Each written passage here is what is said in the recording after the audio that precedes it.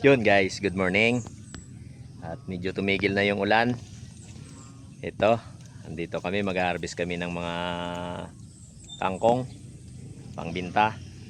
Sana wala ng bagyo para tuloy ang negosyo. Wala lang kami ng kangkong guys. At yan, makukuha kami ng talbos, kangkong at mga daon-daon mapangtinda namin.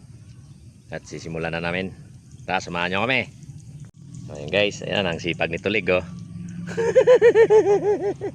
Yan yung taga-pitas siyempre. Si Mrs. Si Kuya doon sa kabila oh, ayun. Si Kuya, ang kinukuha ni Kuya ay ano naman, saluyot. Ano? Saluyot ba 'yon?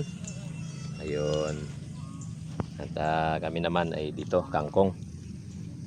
Pero pag mayroong madaanan na palaka, kasama na. Maraming palaka na tumutunog rito eh.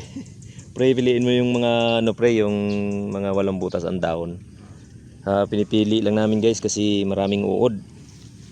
At biglang uminit kasi, sabi ni Kuya, pag uminit daw kasi yan, umaakyat yung mga uod. Kaya mamayang hapon, magi-spray siya. Ito. Yan, yan. Yan, salamat naman at umaraw na rin. At kami nahihirapan rin pag umuulan, pag tumitinda. Gawa ng araw-araw basa.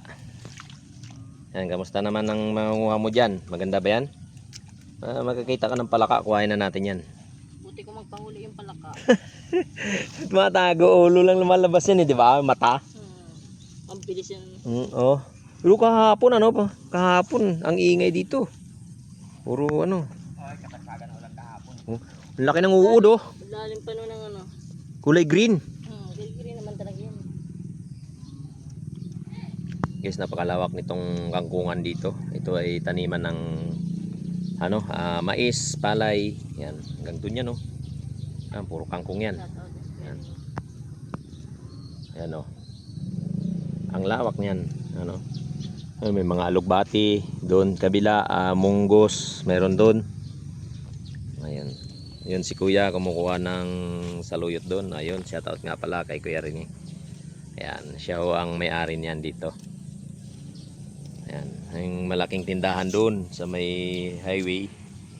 Doon sa kanya yun, napakalakas na tindahan yan. Makin mo dahil lang sa gulay, sa gulay. Nakapagpatayo ng malaking bahay, nakapagbili ng mga sasakyan. Ilan na sasakyan yan? 3 na. Dahil lang yan sa gulay na yan. Ito, gulay, palay.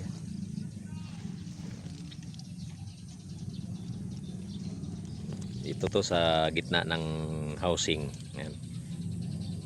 Ano, may mga bahay dito na ginagawa na malaki. Ano kaya? Eskwelahan kaya yung malaki na yan, ma?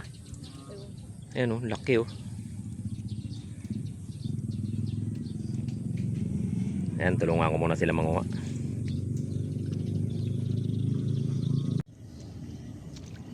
Ayan na, in-harvest namin oh. Tama na yan. Pa. Ayan pa. Sakit-sakit. Daming mga pananim dito.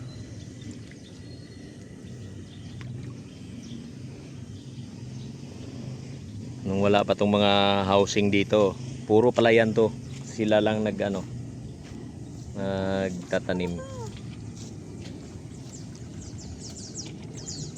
Sana, okay na pre. Plastic. Ano yan? Ginaganahan na spray ko. Puro butas na yun sa'yo eh.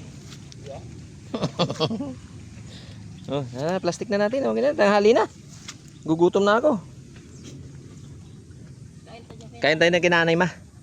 Baka mayroong pagkain yan. Hindi, mayroon dun kay nanay. Bukas si nanay eh. Tara na, tara na. Diretso ng paglupak. Guys, pa-plastic na namin. Okay na, tama na yun para bukas na lang ulit.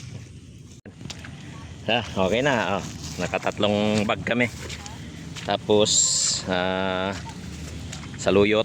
Yan, mayroon pa. Saka talbos. Chinelas ko pala. Dalhin na namin doon sa tindahan para matimbang.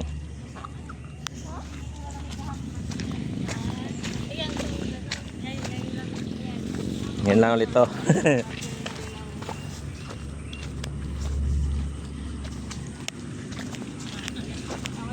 Eto, init na.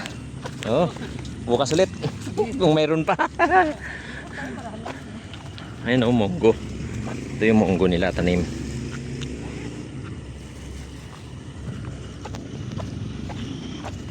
Dami niya, no? Diyan na tayo sa ano. Iyop ko muna kasi nagkakayod sila ng nyug eh. Maingay. Na. Oh, sige. Magkita tayo. Sige, sige. Mag-spray muna pala sila. Sabihan na lang tayo. Sige. Oo, akto na yan. Para maganda.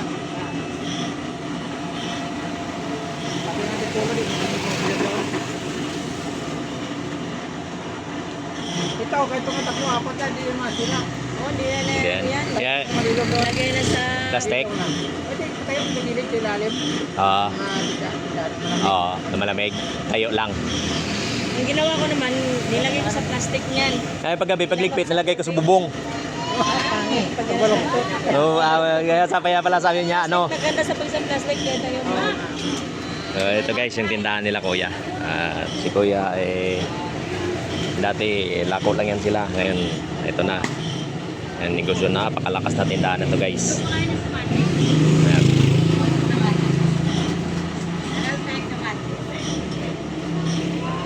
Ayan. Timbangin pa yan, Cheng.